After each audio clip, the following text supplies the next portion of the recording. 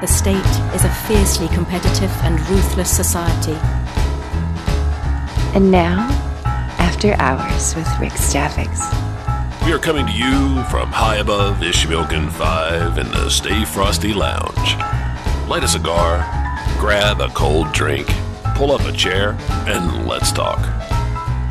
Welcome to After Hours with Rixx Javix. This is my first episode, and our very special guest tonight is CCP Fozzie.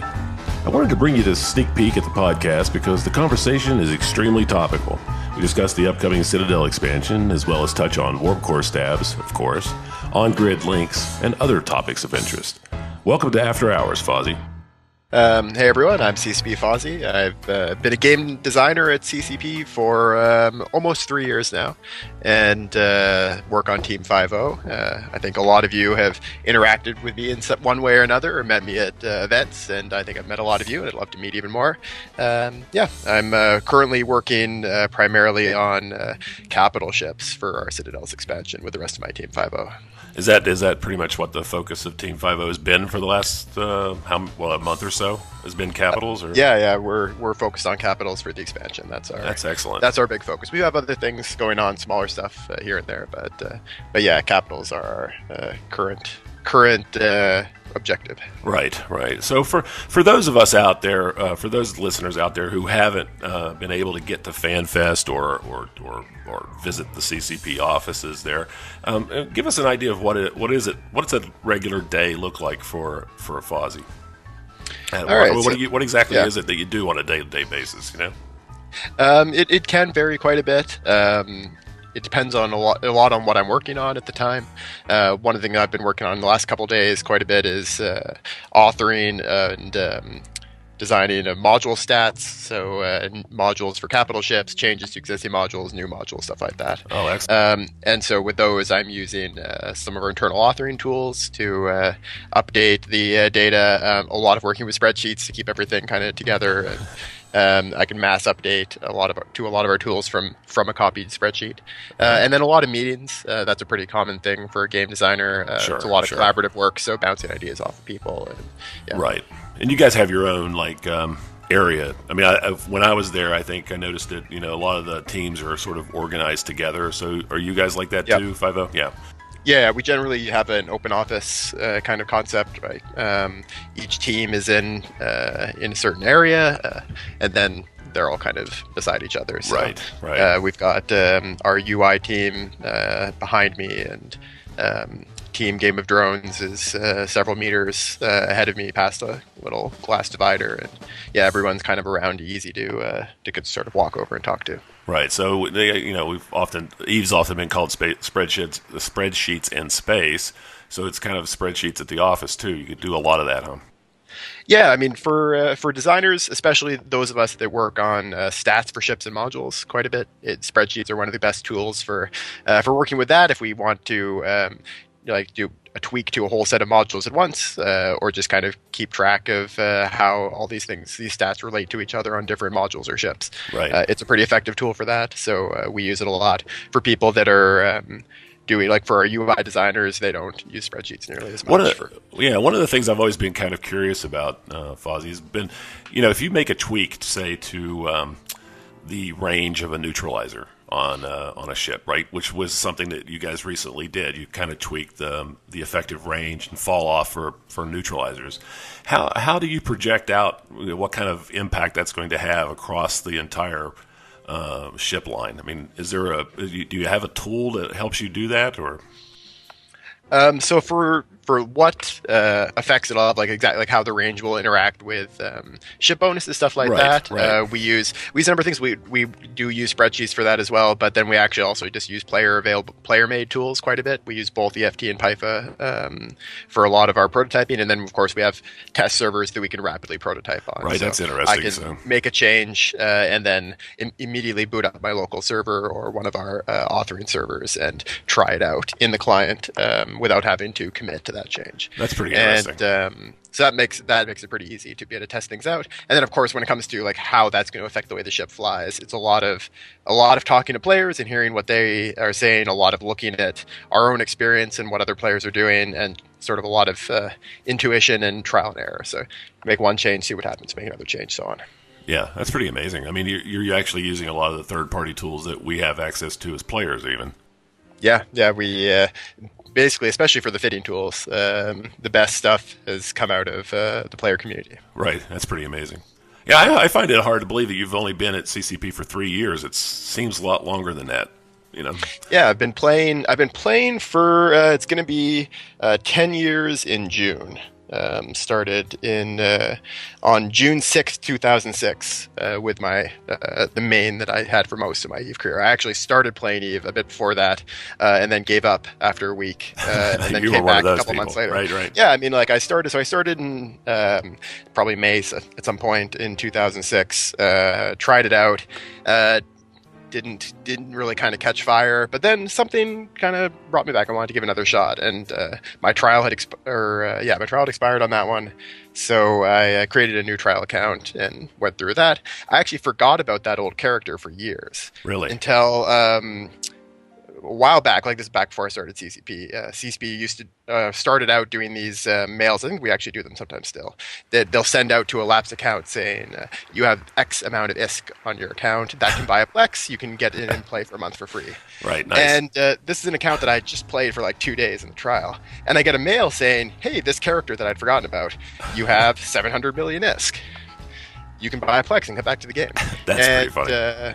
I had no idea why, so I actually used the hours for Plex, resubscribed it, got back in, and saw that, like, this was back in maybe 2010 or 2011. I saw that in 2008, I had received a transfer of a bunch of money, and then a mail from someone saying, "I transferred that to you by accident, can you give it back to me, please?" Oh, no way.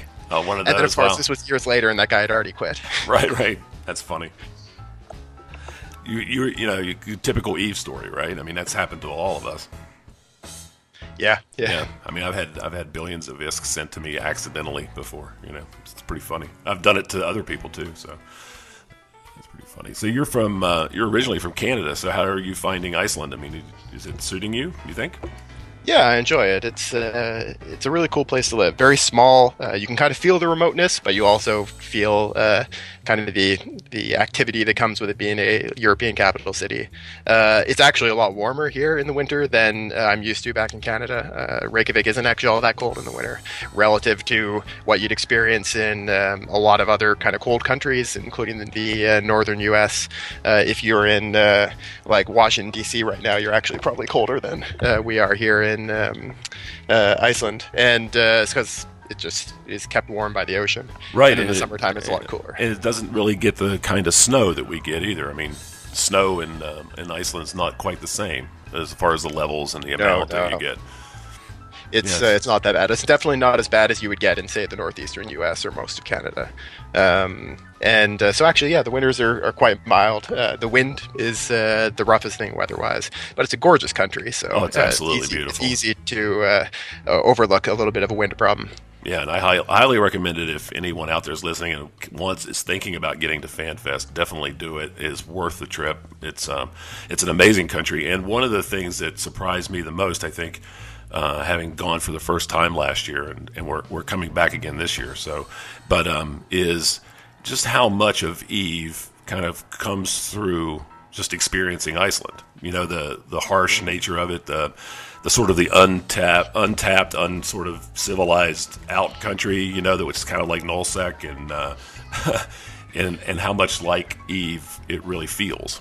Does that make sense? Yeah. Do you feel that as well? You can definitely see the Icelandic DNA in EVE's original design concepts and in the original art, and it's really there's a definite connection there. I think EVE is a game that only could have come in the form it is from a country like Iceland. Yeah, I agree. And I've said this earlier in a couple of the other interviews, and how much like a small town that the EVE and EVE community feels like. There's not that many of us. We all wish there would be more, but it's not a negative. It's a positive, actually. It kind of feels like we all kind of know each other, and I think a lot of that has come about because of the access that we have these days, with Twitter and with some of the other tools that we have.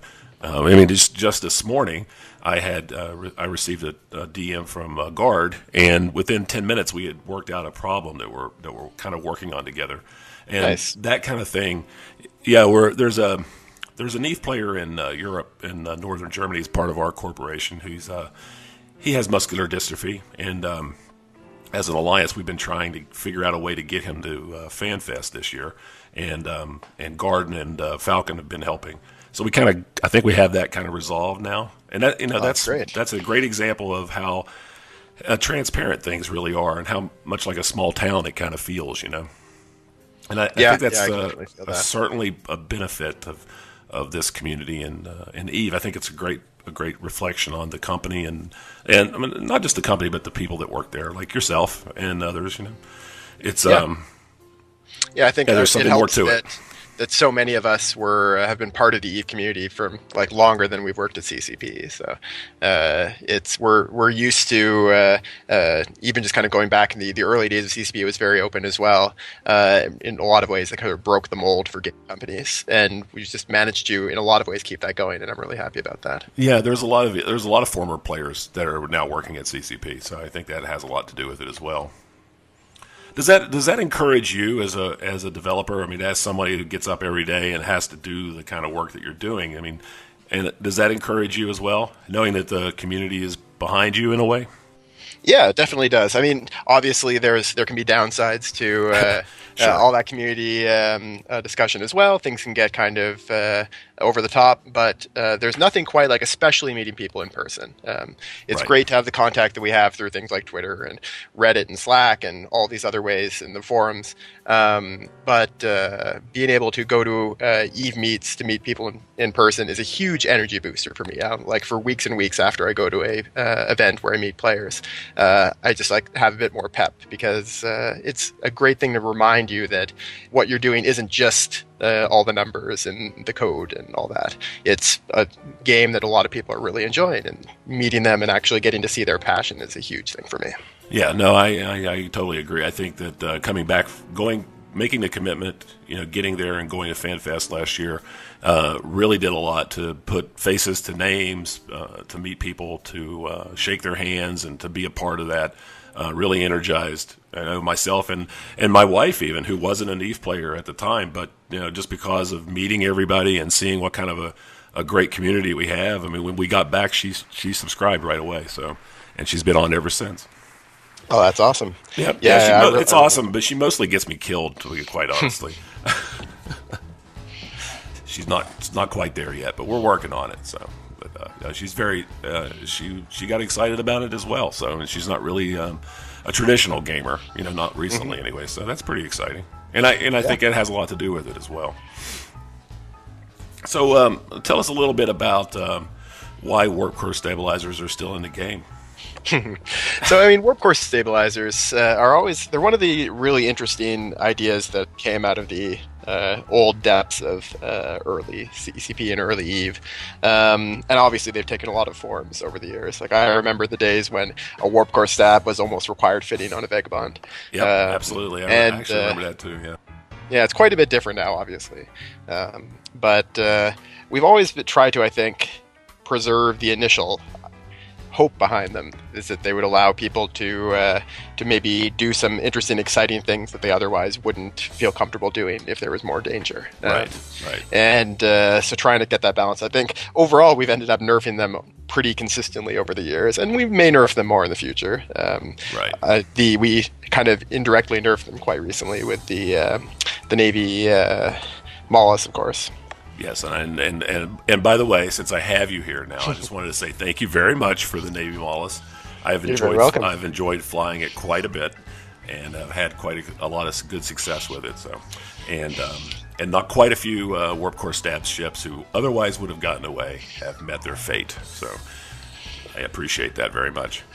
Glad you're enjoying it. Yeah. So, I mean, one of the things I think I had a longer talk with Master Plan about the warp core stab, and one of the things that I've always said, it's not exactly the module that I dislike, it's perhaps the use of it, the way it's sort of evolved into being a way of getting away. We don't want to take away from people travel fitting or from freighters or other people who are moving moving items through dangerous territories, things like that.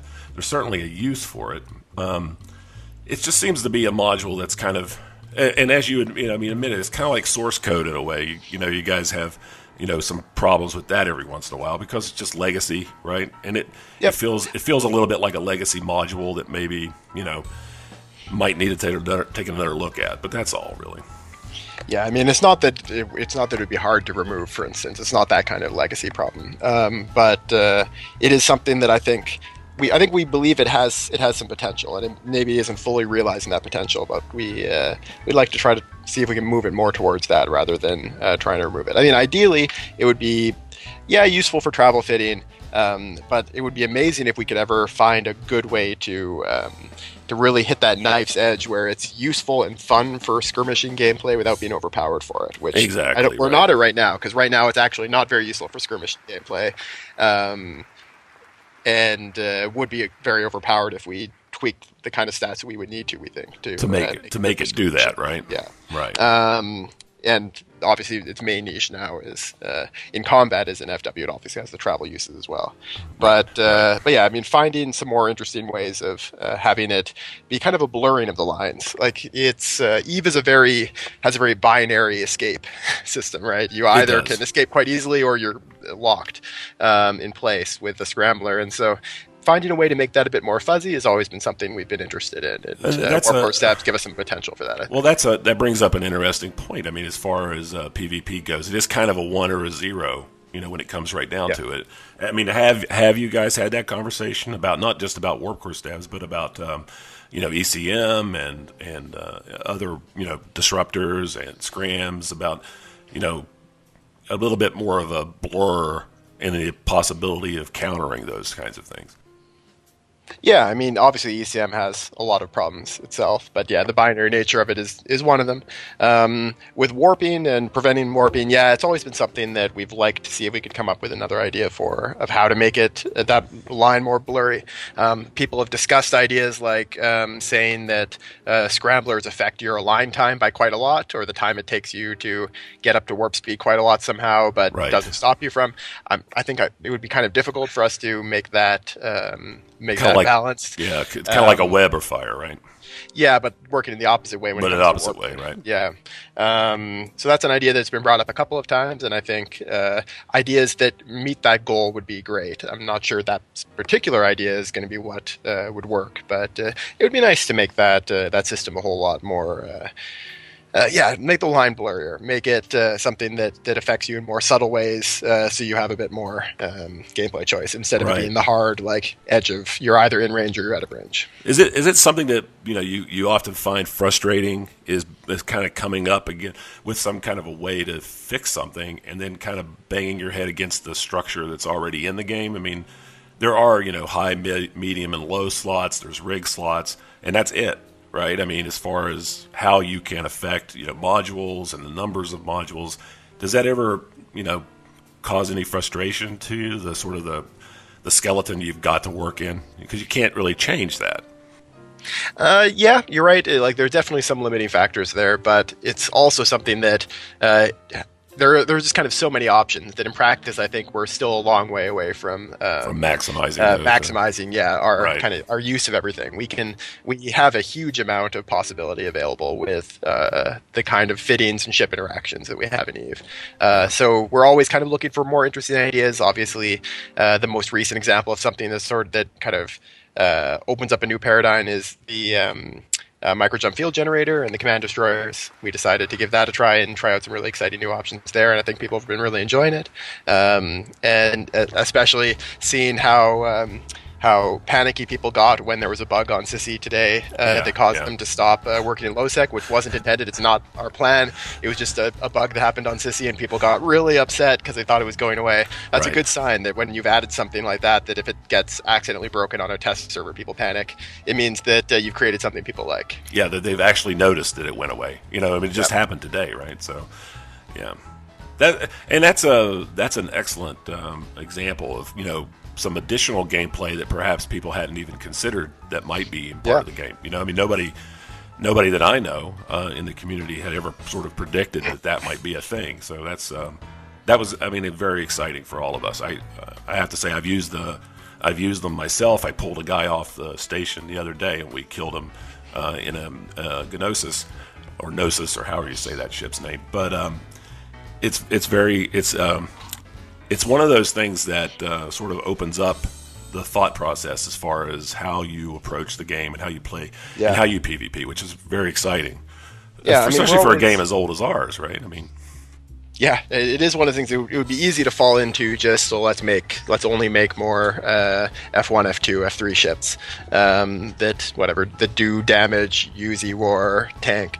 I think there's still some room to expand there, but it's really cool when we can do things that provide an entirely new type of gameplay. And there's kind of three big examples over the years of that happening, and two of the three are quite a long time ago, which is bombers, dictors, and the command destroyers. Right. All three provided a type of gameplay that just completely didn't exist in the game before they were added.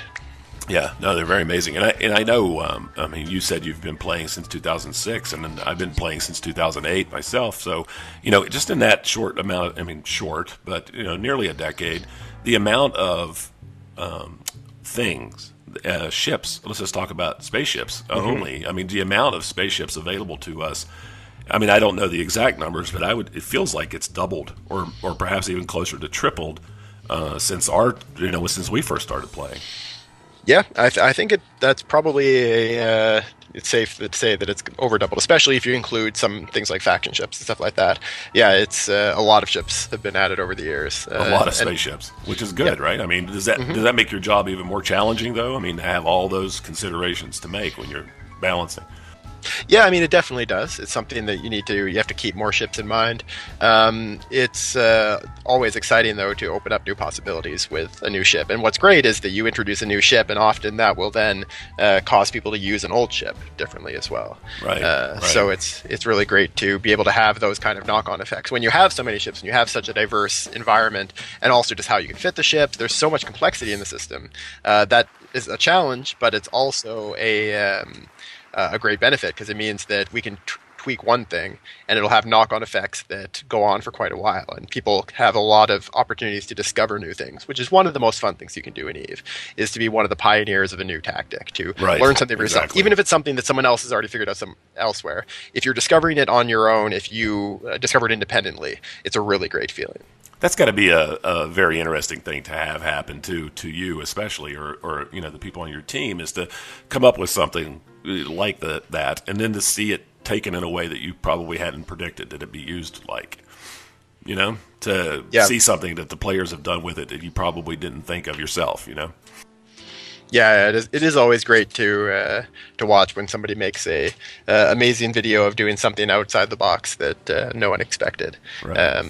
Yeah, it means that we don't need to kind of rely on ourselves to come up with all the creative options for people when it comes to their ships. We don't have to say, well, okay, there's only these 5 things you'll be able to do with this ship. We can create a ship that we know it has one niche at least, or a couple of niches, and people will find more, and that opens up the kind of possibility space quite a bit. What's kind of fascinating when you think about it, that EVE's never had a manual. I mean, there's no written instructions on how to play or what to do with certain things. It's kind of just something that happens.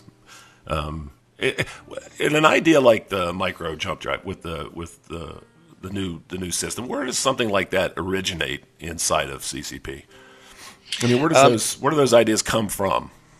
Often they come from just discussions between designers. In that case, it was CCP Rise came up with. I think he was the first person to come up with it. A lot of these have bounced around long enough that it's hard to remember who exactly came up with it, but I think it was him, and it was definitely then him that just kind of took the initiative to start getting the ball rolling for putting it in December. We will sometimes do just kind of some brainstorming sessions where we discuss different options, different things that might be cool and interesting. That's how we, for instance, the Tech 3 destroyers mode switching came up. We kind of had a couple designers sit down in a room and throw some ideas up on a whiteboard and see what stuck. And we also get ideas from players. It's not uncommon for us to get ideas passed along to us through social media or on the forums, or through GMs. They'll often pass ideas that players send to them as part of petitions in. So, I mean, we get a lot of those kind of things trickling around. Yeah. Oh, that's pretty interesting. Is that around the same time that the new Doomsday kind of stuff started happening, or is that a reflection of technology changes or something that's happened, within the servers, or what's available to you that's kind of expanded the thought process a little bit? Some stuff definitely gets opened up by new technology, but Right. A lot of it is simply stuff that we like. The micro jump drive originally was just that effect needed to be coded, and then the micro jump field generator, that effect needed to be coded, but there wasn't any kind of enabling technology was required for those. Gotcha.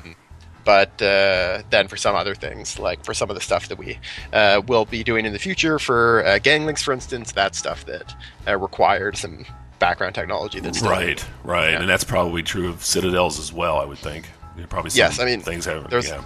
a lot that had to feed into that. I mean, a lot of stuff had to be changed to make them, to even sort of give them the foundation of them working. It included things like making the grids a lot bigger, because an Excel Citadel just wouldn't fit in a normal grid. But it also meant, like, the art guys had come up with a new way of creating objects that were much larger. They wouldn't lag out a client, and that enabled them to be really big. So all of these things sort of come together, and it gives us new options. Like, we could have made Citadels smaller if we didn't have the tech to make the structures that big. We could have made a smaller version of Citadels, but they're so much better now that they're so big. They're amazing. We basically were able to pull that tech in and really make great use of it.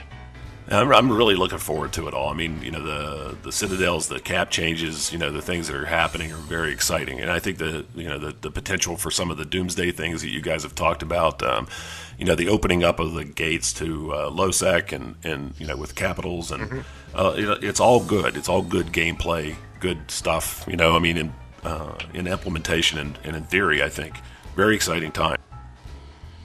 Does that ever? I mean, this game is getting older, and things are going on, but it seems like, at least to me, and I know a few others as well, that we're seeing our best time. Is that a feeling that you guys have as well? I mean, yeah, I mean, it's one of those things where because we're building upon the foundation of what we had before, I think it's safe to say we believe that this is the best version of Eve that has existed. And obviously there's still a lot more to improve, and there's still a lot of things from before that can be tweaked and new things that can be added. But we're kind of, there's ever progress moving forward, and we're really excited about both what we have now and what's going to be coming out. Yeah. Right. I mean, just a little bit off topic, but talking about a ship class, and it's a ship class that's been giving me a lot of thought and concern of late, and it's something that came out of actual meeting a real-life EVE player and having a conversation, sort of a brainstorming, is the assault frigate class. Have you thought about those at all, or is that even on the radar? Many times over the years, yes, yeah. No, it's definitely on the radar. Obviously, there's a lot of balance stuff that needs work, but assault frigates are very much up there. It's really a question of finding the time to kind of dig in really deep into them. We've talked about it before, that they're near the top of the list for sure. Okay, because they seem to be getting squeezed a little bit now, especially with the new Desis, the Sveeple, and the others, and then the new command destroyers. They seem to be kind of squeezing them out a little bit. Have you given any thought to? I mean, this is just an idea that had come up about taking the assault frigate class and sort of turning it into a Tech 3 frigate kind of a thing, with modular, kind of like the cruisers were done, Yeah, potentially. I think there's some issues with the cruisers that we would need to solve before that. Right. Well, obviously, the cruisers, as it is right now, the modularity it works for some things, but I don't think it's necessarily meeting as much of the vision as it can be. Things like the fact that rigs essentially mean that you don't take the same ship and reconvert it very often. Right. But if we can solve some of those, then that may open up some new options for new Tech 3 ships in whatever sizes. But yeah, I think converting assault frigs to Tech 3 is probably not something we would do if we thought that there was a good reason, and we had the sort of the goal of creating a Tech 3, say, frigate or battleship class or whatever. It would probably come in as a new set of ships. Right. But yeah, I mean, the assault frigs definitely get squeezed, and some of that is natural, but also a lot of that is the ship itself needing some work. And it's one of the sets of ships that we have gone the longest without touching, which is inevitable with so many ships that it's going to happen. Well, even more now. I think assault frigs, logistics cruisers, Black Ops, when it comes to the stats, we've obviously changed their jump abilities, their fuel use, all those. We've tweaked a lot of stuff around bridging, but we haven't changed the base stats in a while or the bonuses. So those are ships, some of those Tech 2 ships that have been around a long time are the ones that have gone the longest without a balance pass, and so they're all definitely in need of some love. Right, but obviously caps are your focus right now. Is that all going to be coming out with the Citadels, or is that something scheduled for sooner? I can't even remember now. I mean, there's some stuff that'll come out a bit sooner, but no, the majority of this is the new ships, for instance, are all coming out in the Citadels. The new roles for the existing ships, all that kind of stuff, that's all in the Citadel release, the expansion. That's pretty exciting. I mean, I think it's pretty exciting. That's a definite ship class that's been around for a long time and really hasn't been given the love that some of the others have, and I think it's pretty good that this is going to all sort of kind of tie together. It's very exciting. Yes, yeah, it's a really good opportunity to release alongside the new structures, because the gameplay is often existing alongside each other, and so yeah, it's gonna be great to let players get their hands on some of this new stuff pretty soon, both on the test server and then eventually on TQ with the expansion. Yeah, so I mean, talking a little bit about the Tech 3, cruisers, and that brings up, getting the links on grid. Is that all sort of tied together as well, you think? I mean, with the relook at the cruisers and the modules and, how they're using. I mean, I know I have a Tengu that's sitting in my hangar that's been that way for, 4 or 5 years. It hasn't been modularized, and that's is that all going to sort of be together probably? There's definitely, I won't say for sure if one wouldn't be able to come separately from the other when it comes to like rebalancing the Tech 3 cruiser class and changing the way links work. It's very likely if we change the way links work, we would make at least some changes to the warfare processor subsystem, but it wouldn't necessarily have to come at the same release as a full revamp. The full revamp might come earlier, might come later. So yeah, they're not tied at the hip, but they're definitely connected. And it's something that we want to make sure that whatever we do, we keep in mind our plans for the other. And that's something that when we put our work last into the command ships, we had some of the concept of the kind of things we would like to do with links in mind. So those kind of went a bit hand in hand. Same thing with the command destroyers. They're actually not amazing link ships for current links, and that was sort of a necessity because of the way current links work. They would be a little bit too frustrating to deal with if they made great off-grid link boats. But we built them with the knowledge that when we do revamp links, we'll be able to kind of expand on that capability. That's funny that you said that, because that was my very next question, was why did the command destroyers suck as link ships? Because they kind of do, and so that makes sense. You're already sort of you built a future path already into them, so they're ready to go. Okay, well that does make sense then, because they are frustratingly difficult to use as a link ship. Yes, I'd say I'd envision the gameplay of a future command destroyer with links to have some similar gameplay feeling to flying a Dictor, except you're trying to bubble your own fleet instead of you're trying to bubble the opposing fleet. So you can dart in and out, keep yourself alive on a battlefield, and using mobility, and you're trying to essentially drop buff spheres around instead of interdiction spheres. No, that's very good. That's a good analogy. I think that's a very apt way of looking at it. I like it. Sounds good. Yeah. So, all right, and maybe take some of the onus off of the cruisers, which are typically more expensive, from having to do that same role, right? Yep, and I think ideally we want to make sure that there's strong roles for all the different link ships of different sizes. But yeah, it's one of those opportunities, I think, when we do manage to get all the tech in place for it that we're still kind of working on, to do create another one of those bits of gameplay that's different than what came before, in the same way as Dictors were different than what came before, and bombers and command destroyer microjumps. A new type of gameplay rather than just an iteration on older gameplay. No, and I like that idea. I like the idea of opening up new frontiers of thought and PvP and gameplay that's not just a reiteration of the same old. I mean, just listening to you talk, my brain is racing right now. What I'm going to do to slaughter everyone in Losec with these things. But so that's good, right? Yes, I think people are going to have a lot of fun with it. I mean, it's something that obviously that nothing's finalized, but we've been thinking about it for a long time and talking to players about it for a long time, and we've got plans. Can't promise exactly when they'll be, but the vision is essentially of dropping defined range. Spheres essentially of buff, so you wouldn't need to worry about the position of your link ship in the fleet anymore. You wouldn't have to manage all that. You wouldn't have to worry about trying to keep them off grid because they wouldn't be any useful use there. And the terminology that often gets used of on-grid boosts, some people assume that means you can be anywhere on grid and it'll apply to the entire grid, which it wouldn't be very good gameplay. You'd mostly just be trying to sit on the very edge of the grid and avoid getting probed. I think a better way of describing it would be defined range links. So links that provide bonuses to your fleet mates within a certain range from you at the time that you activate it. Okay, but just to clarify though, when you say sphere, you're not talking, because we're in Eve, right? So everybody's going to take you literally. But you're not talking about like a warp bubble sphere. It's a range, an area of effect kind of a thing, more than it is an actual glowing blue orb that shows up. It wouldn't have the same kind of visual effects, partly because it would be able to be much larger with certain ships and certain bonuses. But I think the analogy of the sphere is actually a pretty decent one. In that it wouldn't be something that would be projected around the ship at all times, constantly. Instead, because that would just actually cause some significant performance issues.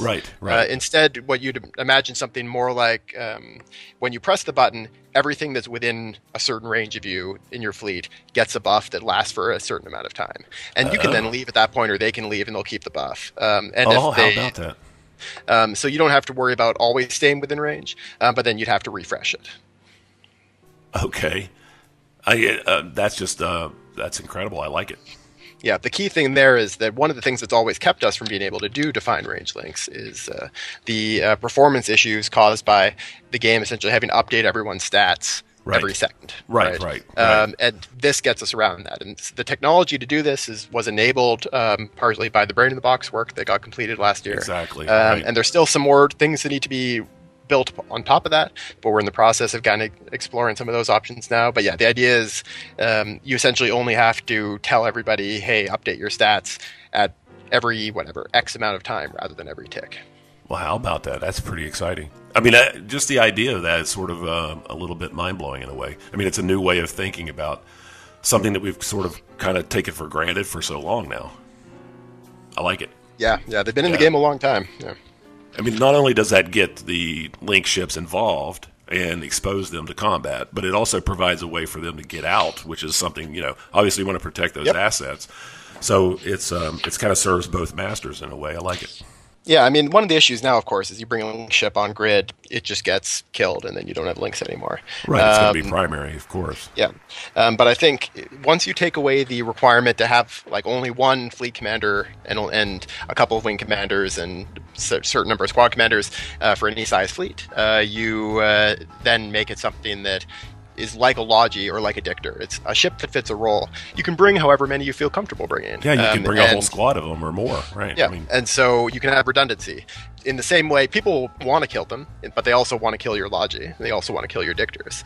So yes, it's a role that'll probably make it a higher priority target than most, but it's not necessarily something you can only have one of. So you can make sure that you actually have enough for whatever job you're doing. No, but the thing I like about it is that it doesn't make it a necessary thing. It makes it a strategic decision. You don't have to take it out first, but that's a strategy that you're going to have to consider when you're engaging, right? I mean, just like anything else. I mean, do you take out the Logi first, or do you go for the DPS? I mean, right now that's a strategic decision. If a Loki shows up on grid and he's boosting, then you obviously want to kill him first. You would be stupid not to. But that takes links into the strategy and not into the necessity, which is a very exciting new way of looking at it. That's very exciting. I'm very, very encouraged by that. Very cool. Wow. Okay, kind of blew my mind there. I was just going to take a no problem. Yeah, Is that, I mean, obviously, I can't say for sure when we'll get that done. It's something I know we've been talking about for a long time. There's a lot of these things that we've been talking about for so long that I know people probably get a bit jaded and frustrated when they hear us talk about it more. But it's coming. It's frustrating for me as well that it's taken so long, but we're getting there. Well, I'm sure. I mean, but, on the other hand, though, it's always encouraging to hear the actual dates are not, in my opinion, are not that important as much as are things moving forward towards a goal that makes sense, and everybody sort of agrees makes sense, and that's encouraging to me. To me, we're all kind of moving towards the same goal, which is just to make the game that much better, right, and more enjoyable to play. So we can get more subscribers, so we can all make more money and go home and retire and all those things, right? Well, you can. I don't make any money, but yeah, my salary isn't connected to the number of subscribers, but obviously right. More is better. More is better. Yeah, we'd like to keep your job as long as possible, Fozzie.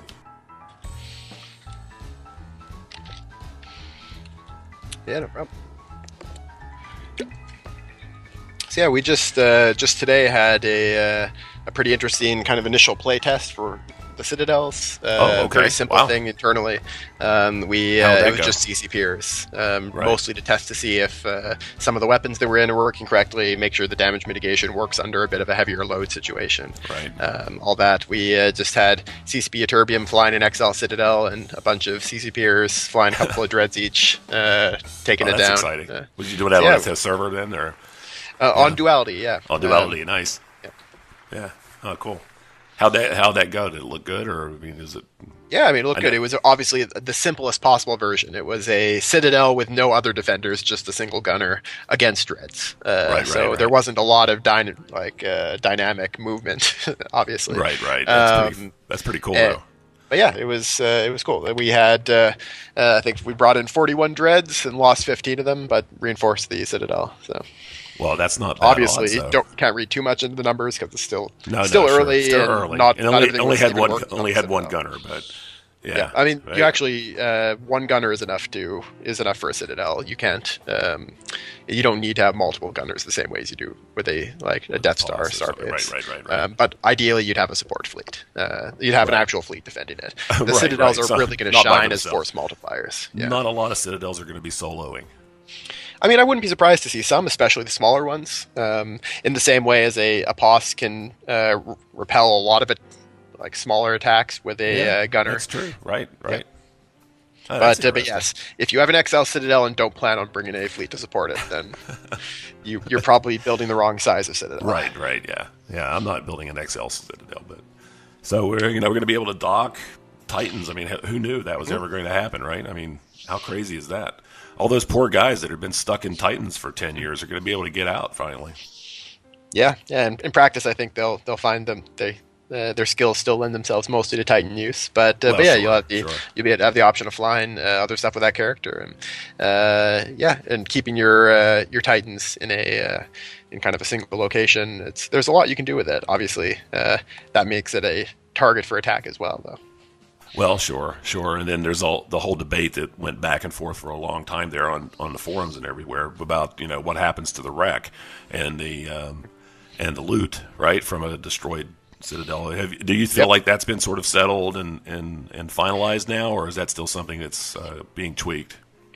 Obviously, everything can be tweaked, but no, we've had a pretty solid plan for a while with that now. It'll be full loot in wormhole space. The same kind of idea where some stuff gets destroyed and you can loot the rest. But in most other areas of space, it'll work with a new system that allows people who have their stuff in the Citadel to recover it with a fee. So you can either deploy another Citadel in the same system and get your stuff moved there, or get it moved to an NPC station with a lot of time and money involved. So you can kind of deny assets from people. But you do get actually a lot of loot still, because the modules and the rigs, or the modules can drop. There's a lot of salvage, which can then go into making rigs for other Citadels, and there's quite a bit of. You'll still have a pretty valuable wreck that comes out of an XL Citadel, even in K-Space. Right. That's amazing. Yeah, I mean, I honestly, I think it's one of the most exciting things that we've heard of in a long time, and I'm very excited about it. Giving, the concept really of just putting more more decision making and more power in the hands of the players, I think, is what really separates a real sandbox from a game that's just pretending to be one. And I think the more that our players get the opportunity to have that opportunity to create their own things, to do their own things, to build something, the more ownership that becomes part of that. So I think it's a very exciting time right now. Yeah, it definitely is. Well, Fozzie, I really appreciate you taking the time to talk to me today. It's always exciting to hear from the inside, and no problem. Yeah, some of these things are very, very exciting, and I'm really looking forward to it. Yeah, thanks for having me. It's I look forward to hearing this episode and all the other episodes of your podcast. It's gonna be great. Oh, thank you very much. And always know that whenever I'm making fun of you on Twitter or anywhere else, it's just all good natured and never personal, of course. Oh yeah, of course. Yeah. But when you go on other people's podcasts and you say you're going to name the Capital Warp Core Stab after me, you open yourself up for a little bit of that. So. Mm-hmm. Yeah. I mean, we joked about adding some other Warp Core Stab related stuff. I mean, obviously we threw an Easter egg of just kind of a reference to your alliance name in the description for the Navy Mollusk. I know, I love that. And I've always liked the idea of adding the Rixx Javix modified warp core destabilizer. That is a module you can fit that all it does is neutralizes any warp core stabs on your ship to make them do nothing. That's awesome. Yeah, I love that idea. It would be a novelty only thing, but I think it would be pretty funny. That is awesome. I have an I have an alt in Jita that every couple of weeks I log on and I buy all the warp core stabs on the Jita market. and I have, I think, I don't know how many now on that alt. I have about 450,000 warp core stabs, I think. So all the people that are manufacturing warp core stabs are making a profit. Have you to thank? Me to thank for it. Isn't that funny? Yeah. Let's talk about irony, right? Well, I appreciate it. Thank you for taking the time, and get back to work. Goodness gracious, you have a lot to do. I'm sure you guys are very, very busy. I've heard from others there that this is a crazy time. You guys are really up. Yeah, there's a lot going on. A lot of going on, a lot to do, I think. Yeah, a lot of work. We've got our goal set for when we want to get the Citadel expansion out. Obviously, nothing set in stone yet, but we're working hard towards that goal. We've had a play test today for the bashing an XL Citadel with dreads. We've got another play test internally next week. That's mainly going to focus on the UI for fighter control for carriers and super carriers. Yeah, I forgot about that. That's also really well. Oh, the little tidbit that Siegel had in her video last week was very, very teasing. I mean, that looked really great. Is it? I mean, that looks like something that's going to be cool to just do, right? Yeah, I thought about taking my carrier out somewhere in deep space and just playing around with the squadrons, right? Yeah, and I mean the ability to control these squadrons anywhere on the grid, right, is a pretty exciting one. It means it's a very different type of gameplay. It's another example of where we can provide a type of gameplay that's just entirely different from anything else in EVE, which is great for giving people a bunch of variety of different things they can do. In a lot of ways, it's more like a real-time strategy game in that case. You hop into the carrier and you're playing like a game of Homeworld instead. It's cool. It gives people that option of a different type of gameplay that they might enjoy. Well, there's always been those little dudes inside of fighters, right? Which what are they up to? And now they can kind of have personality in a way. It's kind of funny, but I hope somebody recorded the Citadel test today. That'd be. We did record it, although it's early enough that we're probably not going to put it out. Also it's dreads shooting a structure and the structure shooting back to them. It's not the most exciting gameplay without a support fleet. If you added more stuff going on with fleets on both sides, then it would be much more exciting. But the gameplay was what you'd expect. The dreads sieged and shot, and then when they got shot at, they overheated their hardeners and turned on their wrap until they died. Boom. Yeah. Yeah, probably more of a historical document than anything else at this point. Yes, yeah, we have been recording them just so that we can look back on anything we need to look back on, and of course, we have a wiki page internally where people from who came on the test have been posting their feedback and going through all that. So it's been really helpful. Very cool.